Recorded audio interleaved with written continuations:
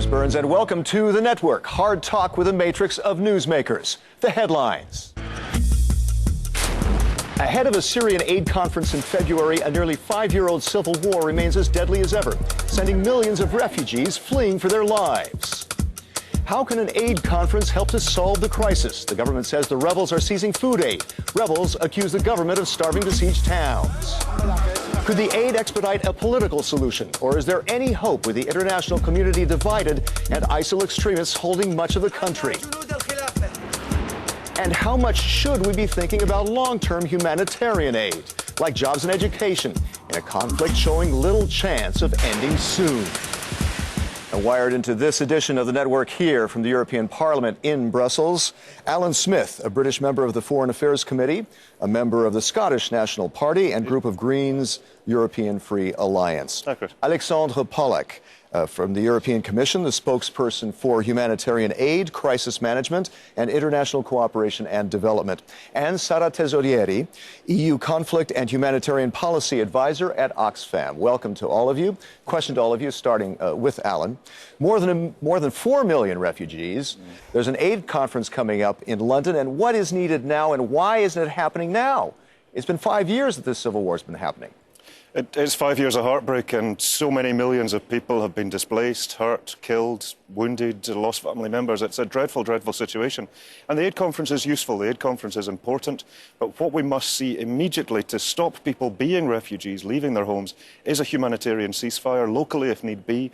Mr de Mistura has put forward a number of very constructive suggestions on that, and we need to see concerted international efforts towards a durable political solution. Okay, so because there's not a ceasefire, we're not seeing more aid. Is that what you see, Alexandre?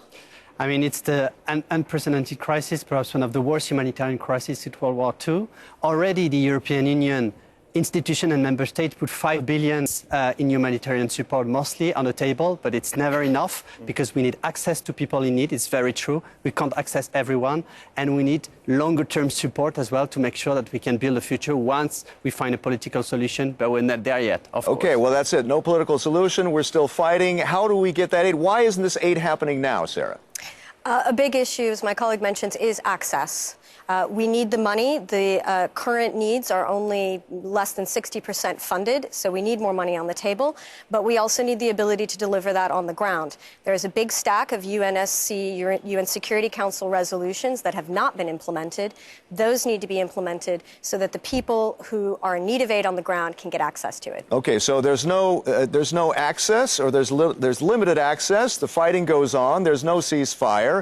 How do you persuade an aid-fatigued international community to come up with more money, Alan? Well, bluntly, the difficulty isn't that there's a lack of foreign money going into Syria. The trouble is that much of it's funding guns and tanks and bombs. It's not actually going towards humanitarian purposes.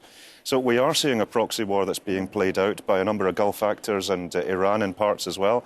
We are seeing an internationalisation of the conflict, not actually an effort towards solution of the conflict. And we do need to see the European Union doing some real heavy lifting politically with this to reach towards a durable political solution, which Assad can have no part of if there's to be a durable peace. Okay. Alan is prodding the European Union for should be doing more. How come the Commission isn't doing more on this? I mean, the Commission itself put an extra €500 million and now €500 million in terms of humanitarian aid.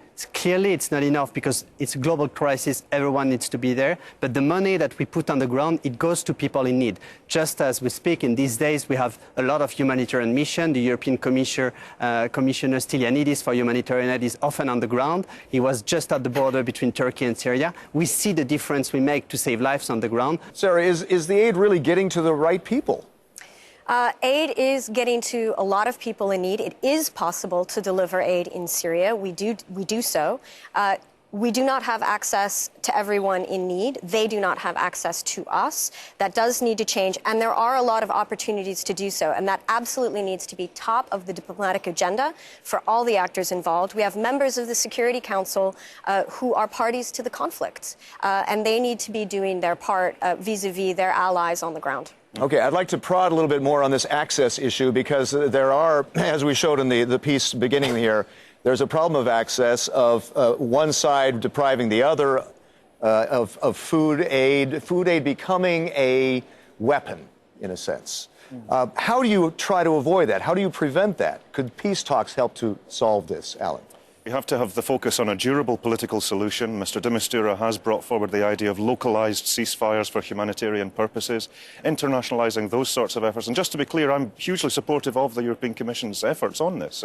When I say the European Union needs to do more, I mean the member states of the European Union. In exactly the same way as when the UN Security Council is deadlocked, if we don't see the commonality of purpose across the member states, the EU can only achieve so much in this. And that's what we need to get our act together on.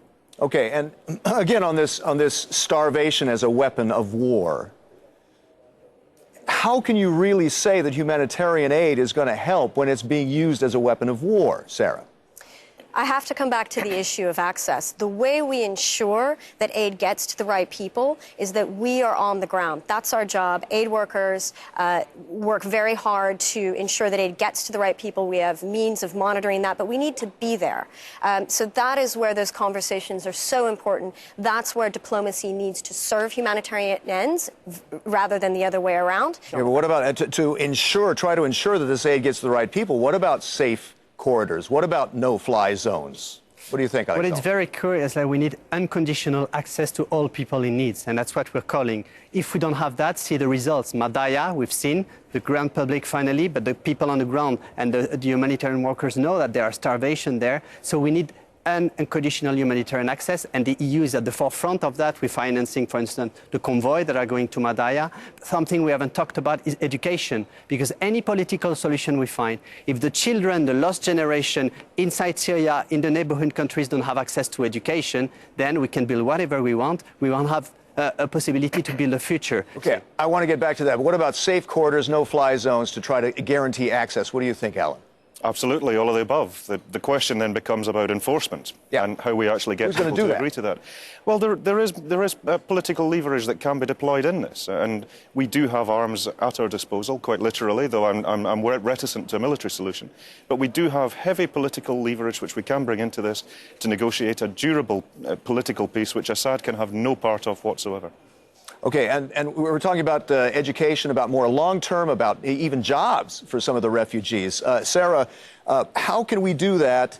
How can we direct that aid to provide more long-term for some of these camps, refugee camps that are surrounding Syria? Yeah. And let's keep in mind that a lot of refugees are not in camps, and in fact, often are better off not being in camps, precisely so that they can have access to jobs, to education, to other opportunities, and also be productive while they are displaced. This will be very important at this upcoming aid conference. The regional government, there are encouraging signs that the regional governments are going to come with plans in this regard. They certainly need to do so. And then the international community needs to be ready to do its part, including Europe. And last thing, how can you connect this migrant crisis with this aid, this donors conference? Isn't that a strong selling point to get more countries to come up with more money? Alexandre. I mean, clearly, humanitarian aid, development aid help to tackle the root causes. And the root causes of the refugee crisis, it's poverty, it's war, it's obvious for the public. For instance, we created a trust fund, trust fund for the Syria crisis, where we just put, as the European Commission, $500 million. So it's a start. We want member states to chip in, we want other ones to chip in, and there are very specific projects by which we support Jordan, Lebanon, Turkey, the neighborhood countries.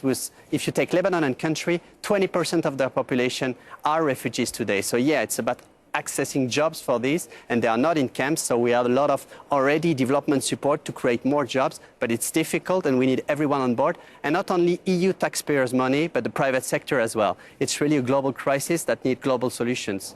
Alexandre, thanks very much. I'd like to thank all of our guests, Alan Smith, Alexandre Pollack, and Sarah Tesorieri. I'm Chris Burns, and until next time, thanks for connecting with the network.